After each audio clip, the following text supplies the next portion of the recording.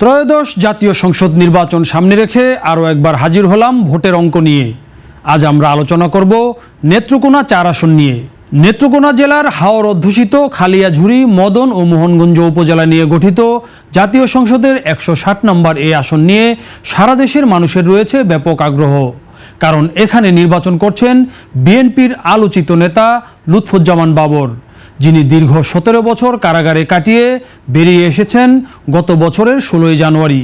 ফাঁসির আসামি হয়ে যিনি বছরের পর বছর কারাগারের অন্ধকারে মৃত্যুর দিন গুনছিলেন, সেই মানুষটি এখন দাপিয়ে বেড়াচ্ছেন ভোটের মাঠ। সবচেয়ে আপডেটেড ফিচার্স নিয়ে 140টিরও বেশি দেশে কনকাফ্রেজ।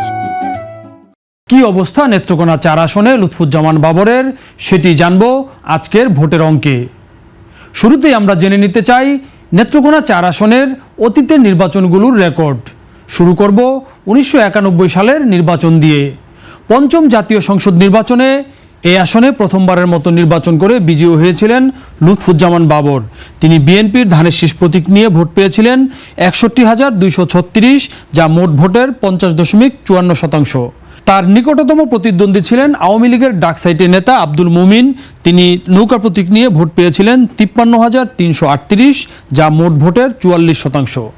1996 সালের নির্বাচনে আবারও এই আসনটিতে নির্বাচন করেন লুৎফুজ্জামান বাবর, তবে সেবার এই আসনে নির্বাচিত হন তার আগের প্রতিদ্বন্দ্বী আব্দুল মুমিন। তিনি নৌকা প্রতীক নিয়ে ভোট পান 70,630, যা মোট ভোটের 50.97%। সেবার লুৎফুজ্জামান বাবর ছিলেন আব্দুল মুমিনের নিকটতম প্রতিদ্বন্দ্বী। তিনি ধানের শীষ প্রতীক নিয়ে ভোট পেয়েছিলেন 54,795, যা মোট ভোটের 39.54%। 2001 সালের নির্বাচনে আবারও এই আসনটিতে লুৎফুজ্জামান বাবর এবং আব্দুল মুমিনের মধ্যে প্রতিদ্বন্দ্বিতা হয় এবং লুৎফুজ্জামান বাবর তার হারানো আসনটি পুনরুদ্ধার করেন। সেবার লুৎফুজ্জামান বাবর বিএনপির ধানের শীষ প্রতীক নিয়ে 88,651 ভোট পেয়ে নির্বাচিত হন। তার প্রাপ্ত ভোট ছিল 55.5%। তার নিকটতম প্রতিদ্বন্দ্বী আব্দুল মুমিন নৌকা প্রতীক নিয়ে ভোট পেয়েছিলেন 84,800 ভোট, অর্থাৎ মোট ভোটের 48.3%। অর্থাৎ এই 2001 সালের নির্বাচনে আমরা এসে দেখলাম যে এই দুইজনের মধ্যে কিন্তু তীব্র প্রতিদ্বন্দ্বিতা হয় এবং মাত্র 4,000-এর মতো ভোটের ব্যবধানে লুৎফুজ্জামান বাবর সেবার বিজয়ী হন। 2001 সালের এই 8ম জাতীয় সংসদ নির্বাচনে বিজয়ী হয়ে বেগম খালেদা জিয়ার নেতৃত্বে বিএনপি জামাত জোট সরকার গঠন করে এবং সেই সরকারে লুৎফুজ্জামান বাবরকে স্বরাষ্ট্র প্রতিমন্ত্রীর দায়িত্ব দেওয়া হয়। তিনি 5 বছর দায়িত্বকালে বিভিন্ন ঘটনার জন্য আলোচিত হন। 2006 সালে সেই সরকারের মেয়াদ শেষ হওয়ার পর দেশে নিরপেক্ষ তত্ত্বাবধায়ক সরকার নিয়ে একটি রাজনৈতিক অস্থিরতা তৈরি হয় এবং সেই সুযোগে একটি সেনা সমর্থিত তত্ত্বাবধায়ক সরকার ক্ষমতায় আসে, যেটি 111-এর সরকার নামে পরিচিত। এবং সেই সরকার ক্ষমতায় এসে বিভিন্ন রাজনৈতিক দলের নেতাদেরকে গ্রেপ্তার করে। তার মধ্যে লুৎফুজ্জামান বাবরও ছিলেন, যাকে গ্রেপ্তার করা হয়েছিল। এবং সেই সরকারের অধীনে 2008 সালে 9ম জাতীয় সংসদ নির্বাচন অনুষ্ঠিত হয়। সেই নির্বাচনে বিএনপি নেত্রকোনা 4 আসনে লুৎফুজ্জামান বাবরের পরিবর্তে সৈয়দ আতাউল হককে মনোনয়ন দেয়। সবচেয়ে আপডেটেড ফিচার্স নিয়ে 140টিরও বেশি দেশে কনকাফ্রেজ। তবে জেলখানায় থাকা বাবর বিদ্রোহী প্রার্থী হিসাবে আনারস প্রতীক নিয়ে নির্বাচন করেন এবং 91,994 ভোট পেলেও সেই নির্বাচনে তিনি হেরে যান। তিনি সেই নির্বাচনে নেত্রকোনা 4 আসনে বিজয়ী হয়েছিলেন আব্দুল মুমিন, যিনি আগের এই আসনে এমপি ছিলেন এবং বাবরের প্রতিদ্বন্দ্বী ছিলেন। তিনি তার মৃত্যুর পর তার স্ত্রী রেবেকা মুমিনকে আওয়ামী লীগ সেবার মনোনয়ন দিয়েছিল এবং তিনি 1,08,725 ভোট পেয়ে, অর্থাৎ 53.25% ভোট পেয়ে বিজয়ী হয়েছিলেন।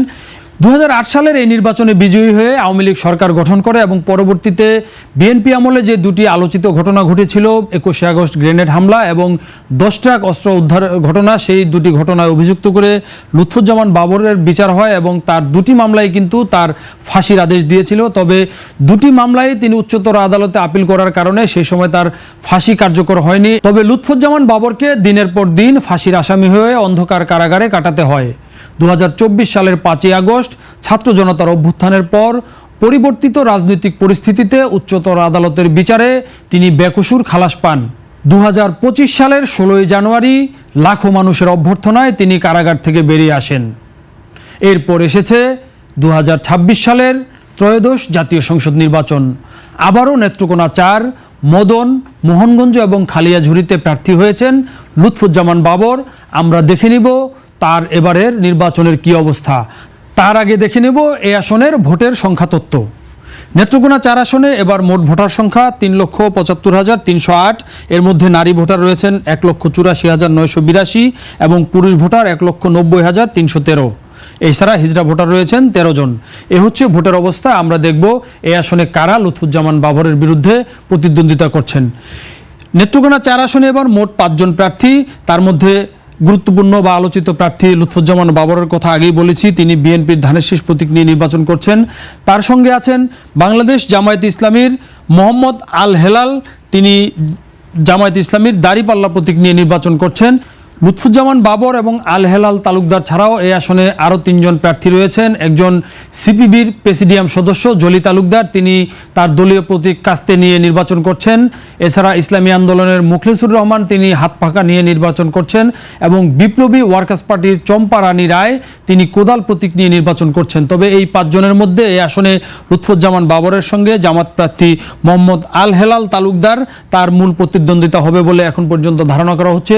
লুৎফুজ্জামান বাবর জেলখানা থেকে বেরিয়ে তার নিজের এলাকায় ছুটে গিয়েছেন এবং মোহনগঞ্জ, মদন এবং খালিয়াঝুরির বিভিন্ন এলাকায় মানুষের সঙ্গে তিনি দেখা করেছেন, সাক্ষাৎ করেছেন এবং নির্বাচনের যখনই প্রার্থিতা ঘোষণা করেছেন তিনি কিন্তু বিপুল সাড়া পাচ্ছেন। এবং দীর্ঘ 17 বছর জেল খাটার কারণে লুৎফুজ্জামান বাবরের প্রতি কিন্তু হাওর অঞ্চলের মানুষের একটি সমবেদনা তৈরি হয়েছে এবং তার প্রতি অতীতের যে ভালোবাসা, এই সব মিলিয়ে এবারের নির্বাচনে এই আসনটিতে লুৎফুজ্জামান বাবর সহজেই বিজয়ী হবেন বলে ধারণা করা হচ্ছে। তবে লুৎফুজ্জামান বাবরের প্রতিদ্বন্দ্বী মোহাম্মদ আল হেলাল তালুকদার, জামায়াত ইসলামীর প্রার্থী, তিনি কিন্তু তাই বলে বসে নেই। তিনি হাওর অঞ্চলের ঘরে ঘরে গিয়ে প্রচারণা চালাচ্ছেন এবং জাতীয়ভাবে বিএনপি এবং জামাতের যে দ্বৈরথ, বিএনপির বিভিন্ন দুর্বলতাগুলো তিনি তুলে ধরার চেষ্টা করছেন এবং নির্বাচনটি যে একটি জাতীয় নির্বাচন, সেই ইস্যুটিকেই বড় করে সামনে আনার চেষ্টা করছেন।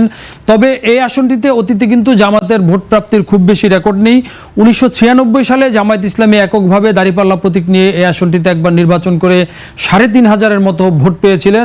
এছাড়া আর কোনো নির্বাচনে কিন্তু জামায়াত ইসলামী এককভাবে এখানে প্রার্থী দেয়নি। ফলে জামায়াতের প্রার্থী লুৎফুজ্জামান বাবরের সাথে প্রতিদ্বন্দ্বিতায় কতটুকু পেরে উঠতে পারবেন সেটা কিন্তু দেখার বিষয়।